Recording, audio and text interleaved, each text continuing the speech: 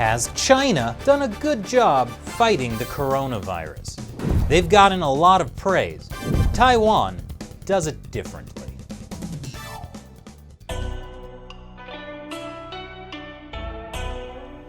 Welcome back to China Uncensored. I'm Chris Chappell. Be sure to subscribe to the show, even if you already have, because YouTube has been unsubscribing people with no notification. This episode has been sponsored by Surfshark, because you should be using a reliable VPN whenever you go online. So, the Chinese Communist Party has taken some pretty heavy-handed measures to contain the spread of the deadly coronavirus, like putting an entire province of 58 million people under lockdown, restricting the movements of more than half the country, and forcing people who might be sick into quarantine centers against their will. The World Health Organization has praised how China has handled the coronavirus outbreak. Almost all member states were praising China for what it did.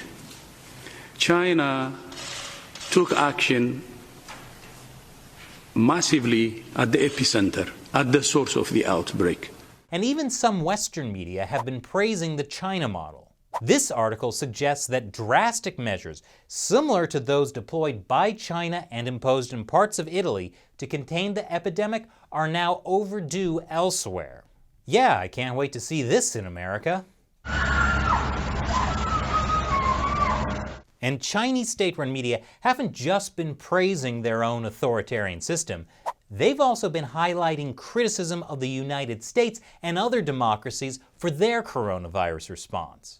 Which of course shows just how superior China's authoritarian response to the coronavirus has been.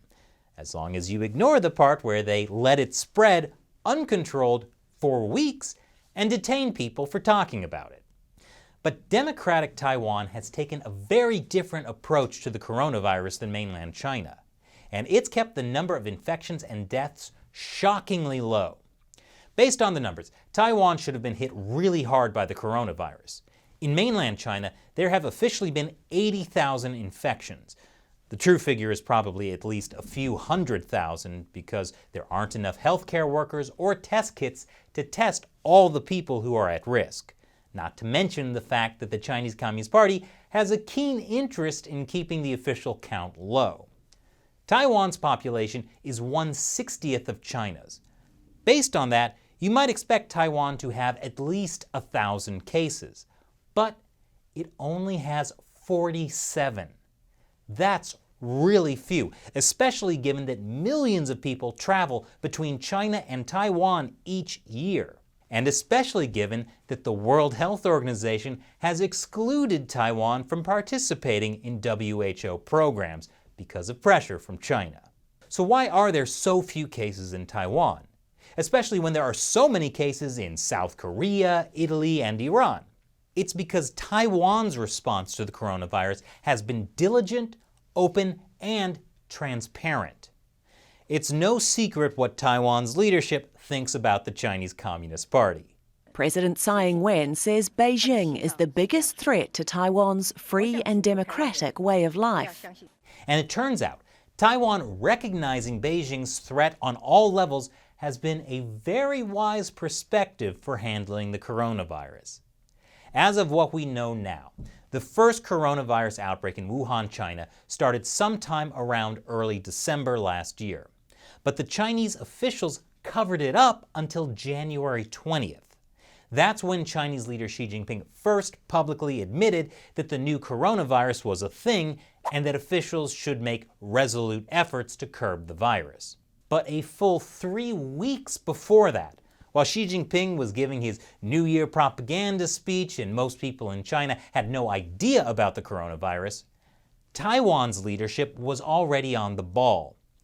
On December 31st, 2019, when the World Health Organization was notified of pneumonia of unknown cause in Wuhan, China, Taiwanese officials began to board planes and assess passengers on direct flights from Wuhan for fever and pneumonia symptoms before passengers could deplane. Then, as early as January 5th, 2020, notification was expanded to include any individual who had traveled to Wuhan in the past 14 days and had a fever or symptoms of upper respiratory tract infection. And soon, the Taiwan government began a highly effective campaign to educate the public. Taiwan's Minister of Health has given numerous matter-of-fact speeches about the risks of the coronavirus and how people can protect themselves. President Tsai Ing-wen made this video about how pharmacies are rationing surgical masks. Taiwan is using a mask rationing system to stop people from hoarding and price gouging masks. At the same time, Taiwan has also dramatically increased their mask manufacturing. And President Tsai Ing-wen demonstrated social distancing by using a traditional greeting instead of a handshake. Much better than the social distancing most of us experienced in high school. Not me, of course.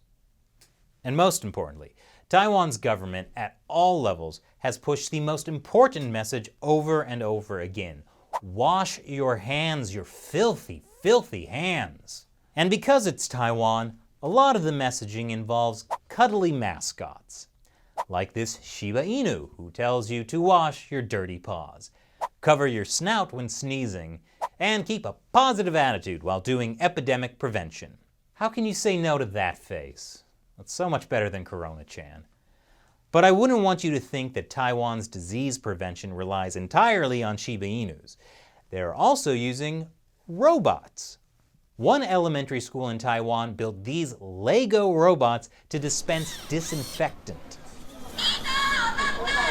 Side note, when you're washing your hands with soap, you should scrub them for a full 20 seconds.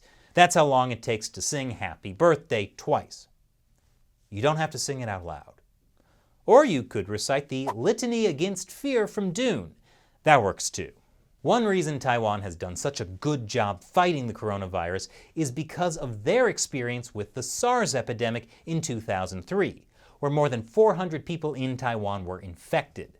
Less than a year later, Taiwan established the National Health Command Center, or NHCC.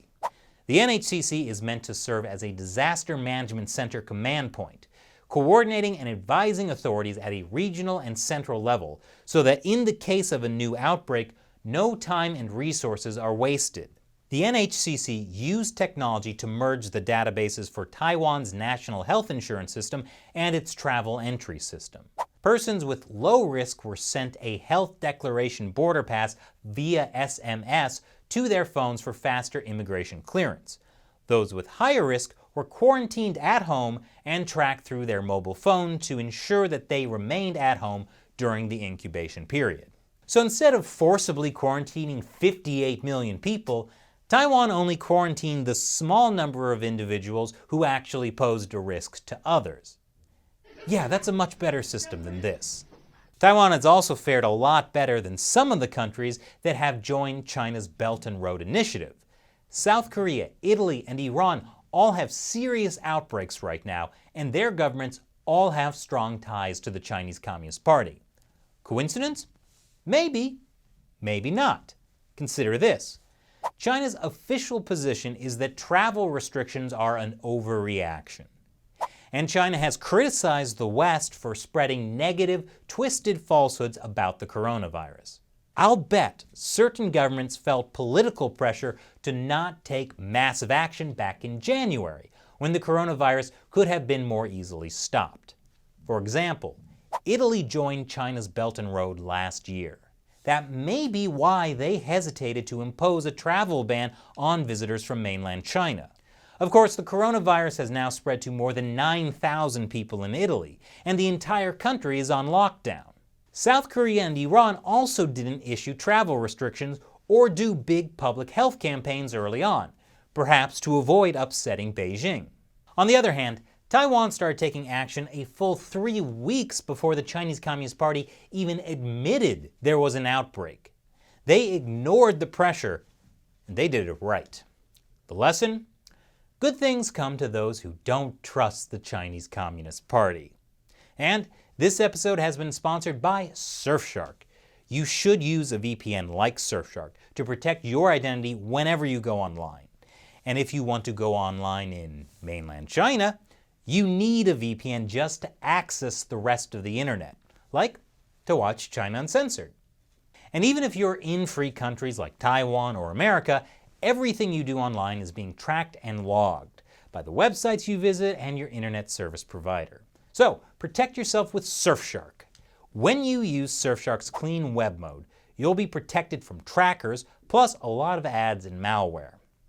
And with Surfshark, you can connect as many devices as you want. Try it out with a 30-day money-back guarantee. Surfshark has a special discount for China Uncensored fans. Go to surfshark.com/uncensored and use the code UNCENSORED to get 83% off a 2-year plan and 1 extra month free. Protect yourself online today. Click the link below. Once again, I'm Chris Chappell. See you next time.